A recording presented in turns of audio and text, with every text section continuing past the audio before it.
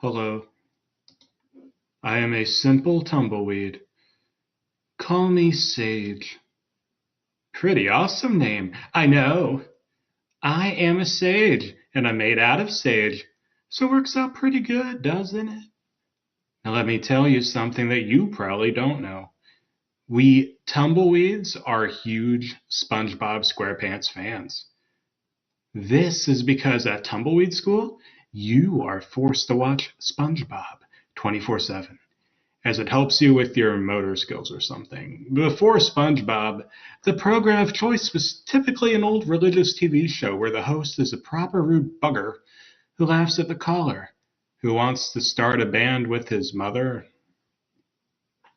Christian rock in all likelihood. After getting several threatening calls from the host of said TV show, Tumbleweed School was forced to change its scheduled programming to that of SpongeBob SquarePants. Do, do, do, do, do, boom. You can't see it right now, but I'm playing my nose. No, I'm not. I'm just bullshitting. Now, as a self-described SpongeBob fan, I have tried my darn best over the years to become a writer at the Nickelodeon Studios in Orlando, Florida. Tell the truth, being a writer at Nickelodeon is my one true dream in life. Now, when it comes to SpongeBob, unlike most people who stop watching after the first 3 seasons in the film, I continue to watch it to this very day. I love all SpongeBob episodes. Even some of the most infamous ones, such as A Pal for Gary and Boating Buddies and Fry's Dog. Those episodes are what dreams are made of, in my humble tumbleweed opinion. The problem with me, however, and oh, are there many, is that I'm unable to handle any criticism towards bad episodes of SpongeBob. If anyone dares to insult my sweet sea sponge, I will respond by having them killed by my good friend Vinny Defont. Vinny Defont is a well-established career criminal and hitman for hire.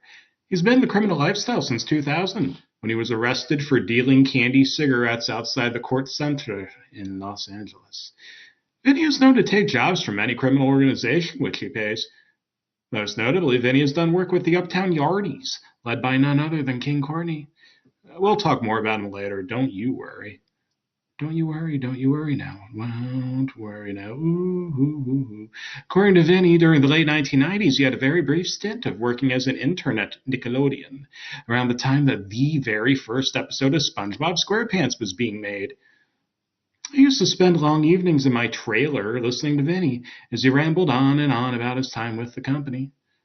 Oh, he told me some pretty wacky stories. One time he poured hot coffee over a waitress after she insulted Vinny for having a nose which looked like Bob the Tomato.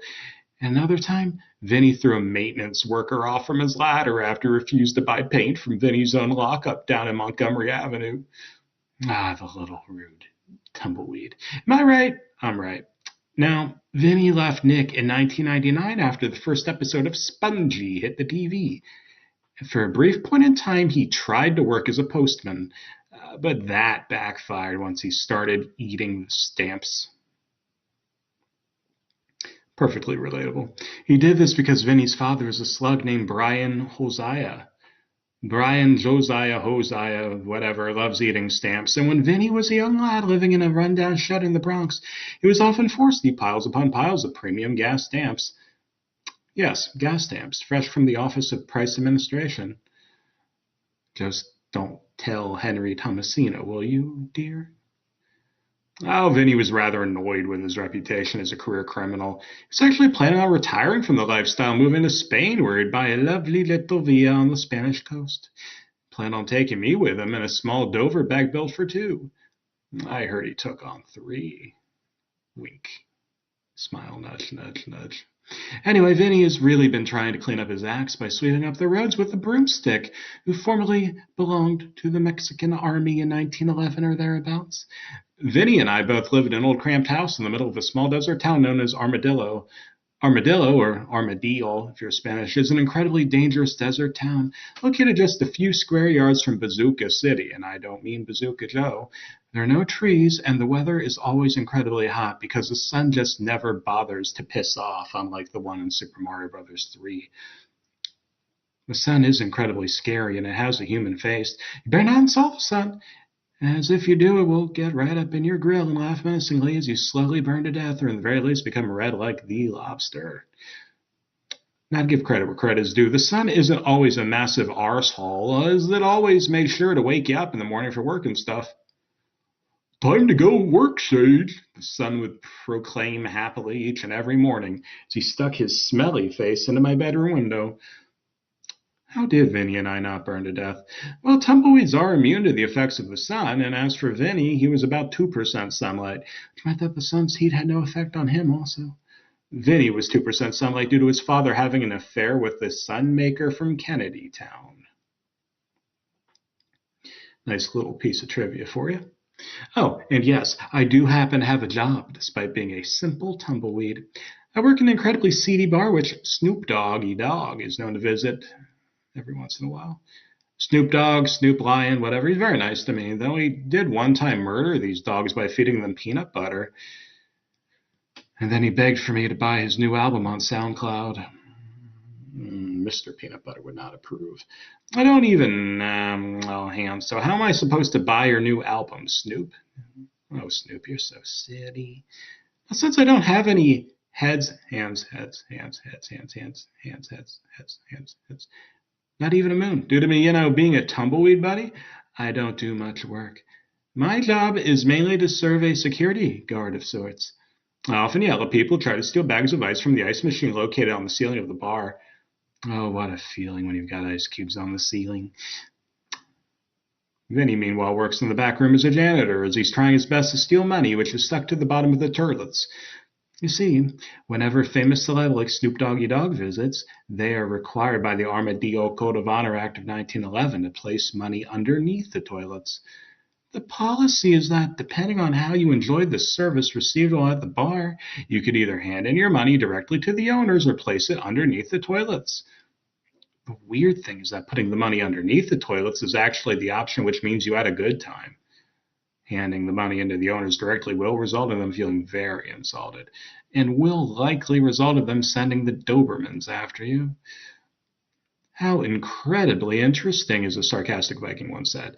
Now, I don't want to go slagging anyone off, but I just want to say that I can't stand my job because as a tumbleweed, I'm treated like scum or like a piece of cheesy Lancaster gum you'd find stuck to the bottom of a table. Oh, desperate to break free from the stereotypes of tumbleweeds living in the desert, I attempted to get a job over at Nick, but they refused to hire me, and they were very rude in the email they sent to me regarding my job application. The email was overwhelmingly smug. It was so bloody nasty, it made me cry into my mouth for a good 10 minutes. Then he was outraged when he read the email and decided to get his own back on the company by buying me a SpongeBob bootleg. That's right, he bought the bootleg.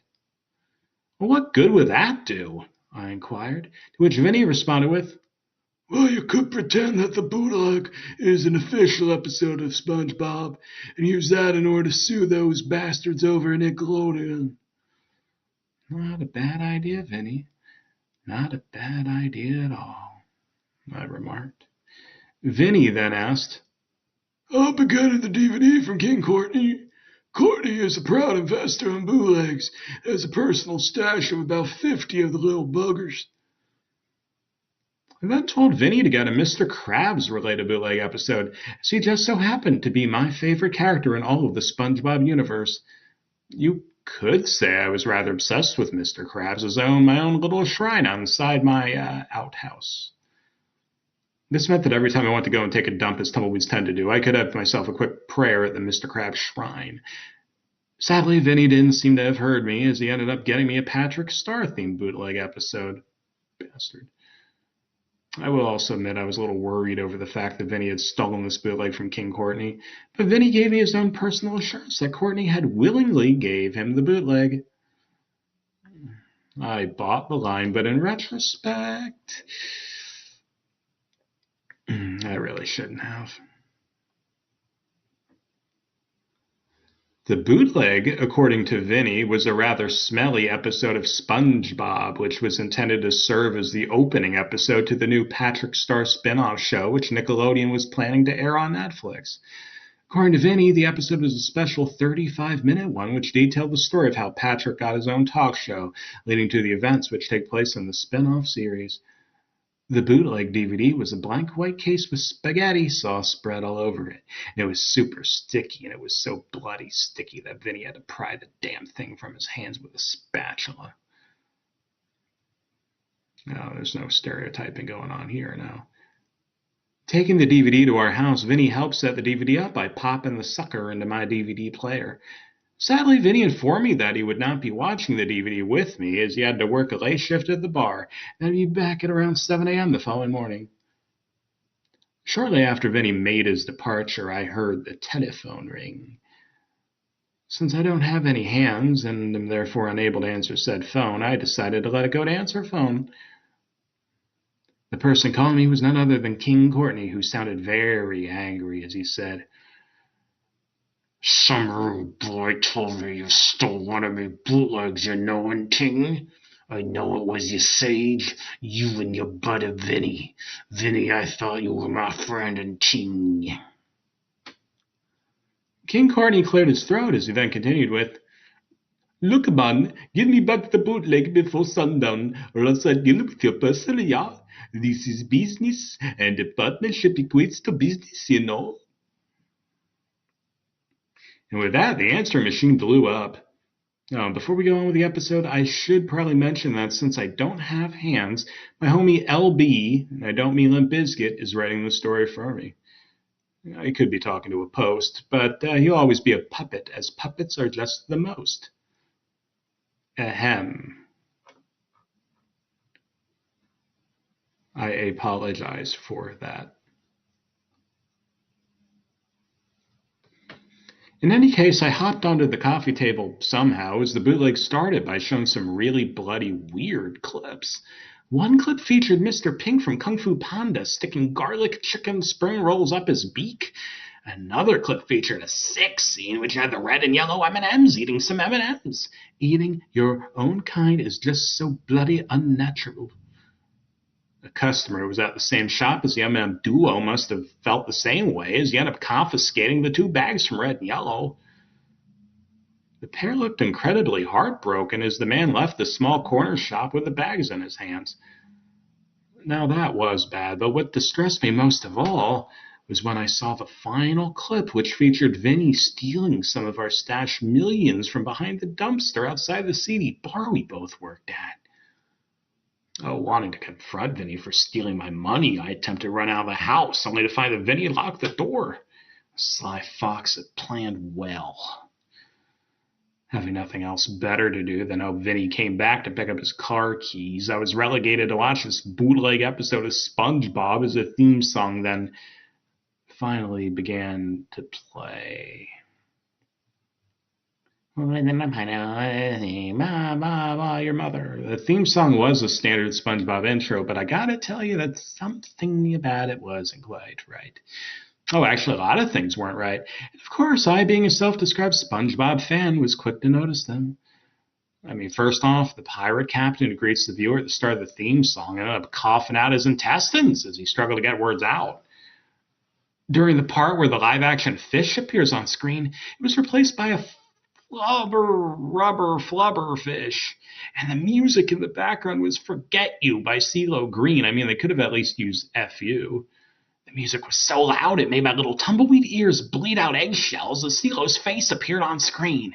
And he said, and I quote, "Yo, how it going, peeps?" With that, the episode began with the title card, which read, "Patrick to the Stars." The title card showcased a screenshot from the episode, and it showed Patrick interviewing CeeLo Green on his brand new talk show. Patrick having his own talk show is the premise of his new upcoming spin-off show, according to Vinny's contact inside Nickelodeon. The contact may or may not be a mouse with a severe nose injury, but only time will tell, however. Not me. The episode started up at Mrs. Puff's boating school. SpongeBob and Mrs. Puff were taking a small scenic drive around school. Mrs. Puff looked very surprised as somehow SpongeBob was driving the boat with no problem whatsoever. "SpongeBob, if you keep this up, then today may just be the day you finally get your driver's license," Mrs. Puff proclaimed happily. SpongeBob looked very excited upon hearing this information. In order to finish the test, Mrs. Puff asked for SpongeBob to drive the boat down a small dirt road, which led to a small finish line. SpongeBob pulled on the accelerator as he began speeding down the road. Oh, he would have won the test, except for the fact that Patrick's star was shown waiting for SpongeBob to finish on the side of the road, but SpongeBob just so happened to be driving down at that exact moment. Upon seeing SpongeBob driving down the same road that he was standing on, Patrick's first instinct was to proclaim, "SpongeBob!" SpongeBob asked, as he was forced to take his eyes off the road for a brief moment. In doing so, SpongeBob accidentally caused the boat to drive off into the completely wrong direction. "Give me the fucking wheel!" Mrs. Puff yelled angrily as she tried her darn best to get the wheel off from SpongeBob. But he was far too strong for her, and of course the boat ended up crashing into the lighthouse as it usually does. So Mrs. Puff was carried away in an ambulance while SpongeBob was given an F on his boating test. I almost had it. SpongeBob cried in despair as he began making his way back home, only to get intercepted by Patrick. SpongeBob was, of course, justifiably angry, so he ended up pushing Patrick out of the way. I wonder what's eating SpongeBob," Patrick asked himself as the usual bubble transition occurred. At SpongeBob's Pineapple House, Patrick was shown sitting in the living room watching Harry Hill's TV burp. "Come on, SpongeBob! We need to be at Sandy's in 10 minutes!" Patrick yelled at the top of his lungs as SpongeBob was shown in his kitchen making a hard-looking prune smoothie. Feeling rather thirsty, Patrick headed into the kitchen and asked SpongeBob for a drink. "How about this?" SpongeBob asked as he showed Patrick the prune smoothie. Patrick drank the smoothie down very quickly, and after drinking it, he pulled an incredibly smelly face, which looked bloody horrific. Well, I guess the prune smoothie must have tasted really bad, as Patrick then began shaking violently, and he nearly vomited, especially after SpongeBob, for some reason, threw a football right at his chest. Oh, is this a Simpsons man gets hit by football? But it was a frickin' starfish, so no. Don't you know that throwing footballs at people's chests is incredibly dangerous, SpongeBob? Of course, maybe I mean soccer. I'm not going to tell you. You spongy prack. It's also worth mentioning that after consuming the rotten prune smoothie, Patrick's stomach started to make horrifying noises, but he decided to ignore it as he and SpongeBob left the house in order to attend a dinner party up at Sandy's Tree Dome. Oh, the dinner party was incredibly snotty, and this was because Sandy's chimpanzee professors from the episode Chimps Ahoy were in attendance to the party. Told you I knew my SpongeBob, didn't I, my pork? In any case, the dinner party wasn't really a party per se. It was more just Sandy showcasing a brand new diamond-crusted pot that her great-grandmother from Texas had given to Sandy in her will, and I don't mean marijuana. Patrick, who was busy sitting on a chair right next to the pot, looked very ill. He was sweating profusely. He also kept farting violently. Patrick's farts were incredibly dangerous, as whenever he farted, his ass would shoot out big red lasers, which nearly killed at least 2 of the patrons who were in attendance to the party. Patrick's bad stomach complaints came as a result of the rotten prune smoothie and a taco he found in the parking lot of Mrs. Puff's boating school. Needing to use the restroom, Patrick excused himself from the table, only to get intercepted by one of Sandy's chimp professors named Professor Percy. I say, Mr. Star, would you mind taking a photograph of me and my homies? Professor Percy inquired as he shoved a camera right into Patrick's face, at least not up his asshole. Did you know that starfish is slang for asshole? I did mention on Biscuit earlier. Professor Percy then began posing with his homies, Lord Reginald and Dr. Marmalade, as Patrick struggled to take the picture. Now, Lord Reginald was a very short-sighted chimpanzee. He had 0 tolerance for failure. It was, of course, in that sense that he kept forcing Patrick to retake the photo multiple times. Unable to hold out any longer, Patrick yelled, I gotta go. Patrick ran toward the front door to Sandy's tree, but it was bolted shut. And with no other options left, Patrick ran over to the diamond-crusted pot and began, well, you might have been able to guess, but perhaps nothing replaces someone telling you it directly without you guessing. He took a massive dump in front of everyone. Oh my God, I say! Professor Percy cried as Lord Reginald fainted onto the cold green grass. Sandy, meanwhile, looked incredibly sad, presumably because Netflix just took off her favorite show, Nuts for Hooch, after just one series of 6 episodes. Poor old Sandy. Knowing that SpongeBob pranked him with the prune smoothie, the following day Patrick paid a visit to SpongeBob's pineapple house while Spongy was busy working at the Krusty Krab. Patrick made his way through the house until he reached SpongeBob's library. Patrick was walking for a while until he reached a large desk which was set at the very back of the library. On top of the desk sat a large red notepad, and Patrick walked up to the notepad and opened it up. Patrick grinned an incredibly evil grin as he read through the details of the notepad. According to Patrick's own narration, the notepad showcased SpongeBob's plans to create his very own talk show, so as to be called Sponge Talks Back. The show was going to be funded by Professor Percy, and in the notepad, SpongeBob revealed that he'd already arranged for his first guest to be none other than, well, of course, CeeLo Green himself. Who were you expecting? D.I. Brown? I'll show myself out. This helped to explain CeeLo's appearance at the beginning of the episode, as well as his appearance in the title card. In the notepad, SpongeBob then went on to say that he planned on quitting his job at the Krusty Krab, but not until he threw a series of insults toward Mr. Krabs. Patrick began snickering to himself as he said evilly, "It's my time to shine." Patrick stuffed the notepad into his starfish shorts as Gary then came in wearing a 10-gallon cowboy hat. He was carrying a double-barrel shotgun somehow, and he started trying his damn best to blast Patrick's brains out. Patrick ran out of the pineapple house as Gary eventually gave up on chasing him. Gary sighed in despair. He'd been given strict orders by SpongeBob to stop anyone or anything from stealing the notepad, and he had failed. How pathetic. Let's fail together at life. At the Krusty Krab, SpongeBob was shown making some Krabby Patties when he noticed the time.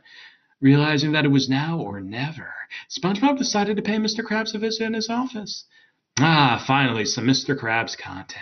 That's what I wanted to see. In his office, Mr. Krabs looked very confused as to why SpongeBob was entering his office without an invitation, or even a letter from the Vatican Bank. Oh yes, Mr. Krabs was a known and proud investor in the Vatican Bank, didn't you know? He was such a well-known investor that Nickelodeon was one day planning on making a show about him becoming the new Pope. Oh, Catholic Krabs. They're very highly Catholic demographic. Anyway, SpongeBob then proceeded to throw a series of insults toward Mr. Krabs, calling him a fat fuck and the likes. Well, that was creative. After SpongeBob got done with his mini-roast, Mr. Krabs pulled an incredibly shocked face as he then yelled, "SpongeBob, you're fired!" SpongeBob laughed a wicked laugh as he made his way out of the office. However, on his way out of the restaurant, SpongeBob noticed that a large group of customers were all huddled around the TV. "Hey, what's going on?" SpongeBob asked as he made his way over to the TV, only to see Patrick hosting his own talk show. He was shown interviewing CeeLo Green. Patrick was shown to be wearing a fancy tailored suit, and he was wearing a Conan O'Brien wig. "So, CeeLo, tell me about the new album you're planning on making," Patrick inquired. Upon realizing that he'd been beaten to the post, SpongeBob then proceeded to sink to his knees as he cried, "There goes my chance on fame." "Now here comes your chance to mop," Squidward joked as he handed SpongeBob a bucket and a mop. And an illustrated book about birds. "Welcome back, me boy," Mr. Krabs said as he'd easily managed to forgive SpongeBob for his barrage of insults. That is one forgiving crustacean, isn't it? So with SpongeBob, Patrick stole SpongeBob's dreams of becoming a talk show host. So he went back to washing dishes and singing Christmas carols as Mr. Krabs refused to let him become a fry cook again until he earned his debris, whatever that meant. In the meanwhile, Mr. Krabs hired an ITV extra named Glenn Penn to serve as SpongeBob's replacement. Glenn Penn was a proper miserable-looking fish, and he must have smelt bad because there were flies all around him all the damn time.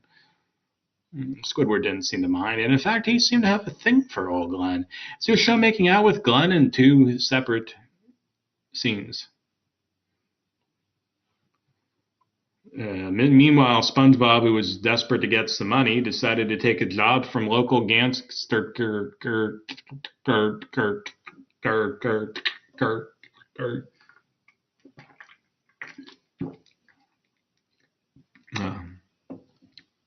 Omar Suarez, or rather the ghost of Omar. Vinny had mentioned to me prior to viewing the episode that had been created by a band called the Sandwich Noses. The Sandwich Noses are known believers in ghosts, and they have their own proton packs given to them by the Ghostbusters on a chilly evening in August 2003. The Sandwich Noses were pretty damn infamous among the ghost community for stealing ghosts and storing them inside of their proton packs. And you thought the people from Easter Island were weird. One of those unlucky ghosts that was caught just so happened to be Omar Suarez. Poor Omar just can't catch a break, can he? I'll tell you one thing, though, he sure can catch a cold.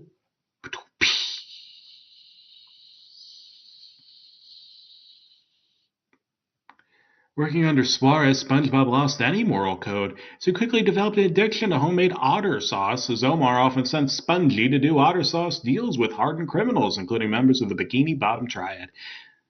Angered about Omar getting him hooked on homemade otter sauce, SpongeBob decided to lash out by doing a job without Omar's approval. This job was to be SpongeBob's finest hour and final job.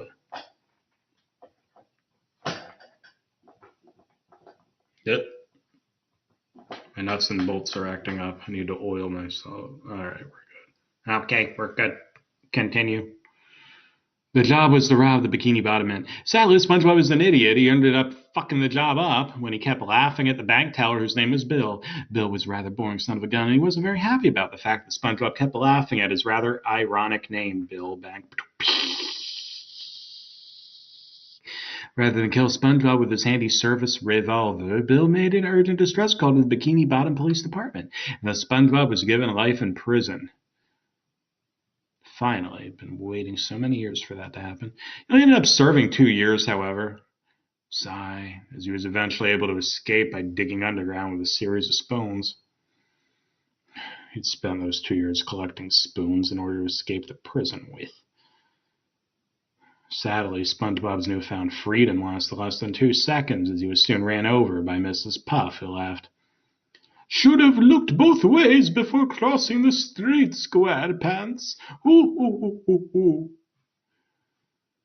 With SpongeBob disposed of, and, I guess that's all she wrote for this show, his beloved pet Snail became the occupant of his pineapple house, and Gary used his stashed millions to convert the house into a private club for snails. In a curious twist, Gary became the lord of the snails until he was eventually betrayed by his best friend and Brooklyn gangster snail, Joey the Feel. Oh, what a feeling when there's a snail who's betraying. Patrick didn't fare much better, it would seem. His show was an instant success, and with the use of a montage, several clips were shown of Patrick interviewing a variety of different celebrities. Patrick, however, was not a very vain starfish, so he also made sure to interview the locals of Bikini Bottom in Birkeland, including a man wearing a gimp suit. Talked about struggles with becoming a bishop and loads of Faustin crime family encounters who use Patrick's show in order to vent about how horrible their boss's enforcer encounter. Show was such a ratings hit that Patrick went on to buy his very own mansion up in Cumberland Falls. We all know where that is, don't we? Over the course of the 2 years that SpongeBob was rotting in the can, Patrick managed to become perhaps the richest person in all of Bikini Bottom. But let me tell you something, my bucko. All that fame and success came with an unfortunate price. The price is not right, certainly not right in this case, I assure you, but you really should get all your pets neutered and spayed. And don't do it yourself. Patrick had become so busy with running his talk show that he no longer had time for friends and fun and family at Dave and Buster's, so he ended up cutting himself off from all of his friends back home in Bikini Bottom. Sandy couldn't care less, however, as she was still rather mad at Patrick for destroying her diamond-crusted pot with his fecal matter. Oh, and because of Patrick's embarrassing incident at the dinner party, Sandy was launched back to the surface by her chimpanzee bosses, and she was forced to get a job working for the dreaded rodeo clown who was receiving his kickbacks from Patrick. Not so long ago, Patrick would have screamed at the very sight of the rodeo clown. Not anymore. For me, it'd become a chain starfish, a chocolate starfish, because of the thing he did in the pan. Get it? Whatever, moving on. Patrick's busy schedule ended up biting him right in the arse, when he learned from one of his guests that SpongeBob had died. The night after receiving the news of his former best friend's death, I do mean former, Patrick, feeling depressed, took a walk along a small boardwalk area located just outside his newly bought mansion as he said, "Oh, SpongeBob, I shouldn't have stolen your idea. How could I have ever been so blooming stupid?" Well, I mean, he was Patrick Star. Hoping to atone for his mistakes, Patrick gave the eulogy at SpongeBob's funeral and announced at the after-party that he was planning on giving his earnings to the Sea Spun Trust Fund which pledges to give money to 6 sea sponges. Aw. You see, Mrs. Puff had successfully managed to fool everyone in Bikini Bottom, including Patrick, that SpongeBob had died from sea spun disease. Real original name, I know. I don't know. Blame whoever. Blame someone else, not me. I'm just the messenger. If you shoot the messenger, you're going to prison forever, and you're not getting out in just 2 years. Trust me, I'll make sure of it. I'm a rich person, and I've got connections, so don't screw with me. I know all these mobster names for a reason, punk. So just keep allowing me to entertain you, and we'll pretend this never happened. Mrs. Puff was actually on the trust fund's board of directors, and what Patrick also didn't know is that the trust fund was a known scam, which once scammed an elderly couple in Spain out of their hard-earned millions. Thankfully, Patrick was saved from being scammed after he was pulled aside by his agent, who said, "I got a big guest for your next show, Pat." "Sounds lovely, but the thing is..." Patrick was cut off as his agent said, "Oh, but wait till you hear who it is, Pat." "Who is this?" Once again, Patrick was cut off by his agent, pulling out a megaphone this time, and yelled, "It's Joe Biden!" Patrick's eardrums burst out of his head. He deserved it. He put them back in, as he said, dumbfounded, "Joe Biden? As in President Biden?" "No, he's in the drug dealer, Joe Biden. Of course I mean President Biden, you dumbass." Patrick's agent proclaimed happily as he began laughing a wicked onion cat laugh. Neon cat. Grumpy cat. Some guy yells at cats. And Patrick laughed too, but I could see that deep down inside he wanted to kill his agent, and who wouldn't? And to be honest with you, I don't blame him. That's why I said that. That evening, Patrick brushed his hair as he went over the script for his interview with Joseph Robinette Biden. Patrick was warned by his agent that for tonight's program he needed to be very careful and not laugh at anything that old Biden had to say. Well, the interview went by well at first, with Patrick asking Biden about his plans for the trade unionists in the garment center. But then Biden decided to let his eager assistant Valere say a few words. Valere's vocal cords were horribly damaged, kind of like mine, in case you haven't noticed, and Patrick lost his shit and started laughing hysterically. Valere remained impassive about the whole situation, but Joe Biden did not. Using his status as president to his advantage, Joe Biden put in the necessary arrangements for Patrick's talk show to be canceled. Talk about the opposite of a presidential pardon.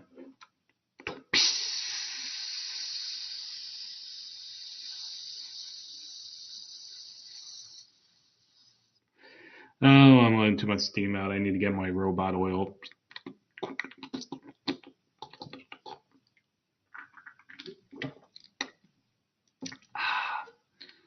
So, within just one evening, the Patrick Star Show was no more. Patrick went from riches to rags in a matter of minutes. He ended up losing everything he ever had. His mansion, his new pet seal, and all those luxury items he'd spent the last 2 years collecting were now all gone in a matter of minutes. Patrick became morally bankrupt as he decided to invest the last of his millions into the trust fund from earlier. As I mentioned earlier, the trust fund are a known scam, so Patrick ended up losing all of his money, and since he didn't have any insurance, Patrick was forced to live in an old rundown apartment in Bikini Bottom. Where else? I mean, come on, where else? It's a rhetorical, you don't have to answer, but where else? Where else? Patrick was then shown lying in bed on his first night back in Bikini Bottom, and he struggled to get to sleep when he saw the sunlight was coming through his window. It can't be morning already, Patrick whined as he attempted to cover his head with his pillow. And it wasn't my pillow. The sunlight grew brighter and brighter, which caused Patrick to groggily make his way out of bed and toward the window. Patrick opened the apartment window and saw SpongeBob just chilling on top of the sun and gestured for Patrick to come to him. I'm coming, buddy, I'm coming, Patrick proclaimed happily at the very top of his lungs as he began running towards the sun. And somehow Patrick was now able to walk on air. This sounds like LSD. And he ran straight into the sun, causing him to burn to death in the process. Ah, there's the catch. Now a ghost. The thing that I fear most, I would rather eat a piece of toast to watch the evening news. Patrick appeared on the sun next to SpongeBob and Omar Suarez. Nice from up here, you know, SpongeBob, Patrick joked as SpongeBob made some sleeping bags appear magically. Your sleeping bag, sir, SpongeBob said in a rather arrogant tone as he handed Patrick a sleeping bag. The trio of SpongeBob, Patrick, and Omar Suarez then spent the remainder of the episode jumping around in their sleeping bags while incredibly smelly music played in the background. You'll know it. The odor's unmistakable. In fact, the music was so bloody smelly that I nearly vomited. And I would have vomited had it not been for the fact that my DVD player was then shot by an unknown assailant who had made their way into my house. And it wasn't Limp Bizkit. Turning around, I came to face with none other than Zemos. Zemos was King Courtney's right-hand Hispanic man and chief lieutenant. Zemos was known as the biggest pimp in town. It was his skills as a pimp that led to him meeting King Courtney. Sadly, Zemos had smoked so fucking much in his youth that he was forced to use an auto-tuned voice in order to speak. And due to the auto-tune, I found Zemos to be incredibly annoying. It also didn't help that each and every word that came out from his mouth just so happened to be in song form. Vinny had done a few jobs for Zemos in the past, including driving a tiger to the dentist, which nearly resulted in his death as the tiger understandably wanted to eat his face off. He also had to do a few drug running jobs for Zemos and King Courtney. Don't even think of insulting Zemos for his weird voice, as this will result in King Courtney putting a hit out on you. He cared a lot for his dear friend Demos, Courtney did. Zemos said, "The boss wants his bootleg me." Not wanting any trouble, I informed Zemos that since he blew up my DVD player, which had the disc still inside of it, he'd effectively destroyed the bootleg. Oh, bugger and buggerton, Zemos cried in despair as he then pulled a large purple shotgun from out of his pimp hat as he said, I'll tell Courtney you destroyed the DVD to get back at him and Vinny. Vinny? What are you talking about? I asked, to which Zemos responded with, didn't you know your pal Vinny told Courtney that you stole the bootleg yourself and that he is planning on using some money he stole from you to buy his own villa on the Spanish coast? Furious over Vinny's betrayal landing him in King Courtney's bad books, I then proceeded to challenge Zemos to a super karaoke dance-off. While Zemos set the stereo and shit up, I made my way out of the house. I must admit I do feel a little bit bad, as when I looked back to see if Zemos was chasing me, I saw that he was crying his eyes out on the front porch. Poor bastard.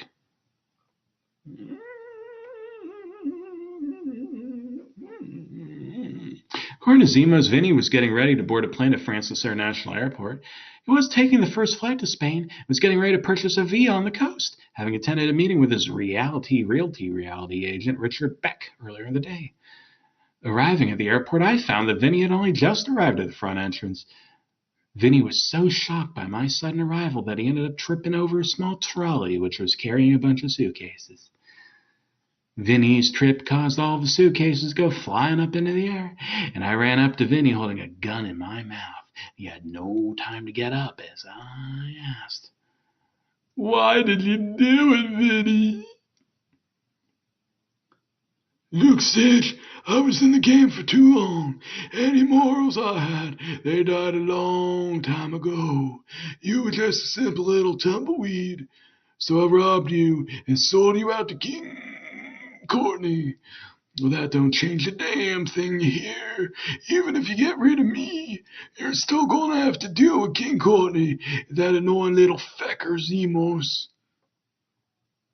"That's a risk I'm willing to take," I said, as I began firing bullets into Vinny. With Vinny dead, I called a cab back to my house, finally been burnt to the ground by King Courtney's men, on the orders of Zemos, who had done this in order to get back at me for ditching him, before we could have our massive karaoke dance-off. Realizing that I needed to kill King Courtney too before I could leave the country undetected, I decided to catch yet another cab to Courtney's warehouse, which was located just north of Ridgewood Farm.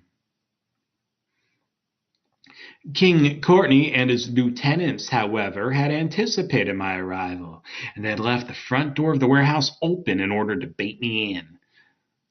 Now, I was a very, very stupid little tumbleweed, you see, so I thought that nothing was up. Oh, how wrong I was, let me tell you what. Upon entering said warehouse, the door shut tight behind me as King Courtney appeared on the scene carrying an AK-47. He was accompanied by a large group of his men. "It's Diamond, prepare to meet your maker," King Courtney proclaimed, to which I responded with, "Listen to me, King. I'm not the one who betrayed you. That was Vinny, and I already dealt with him.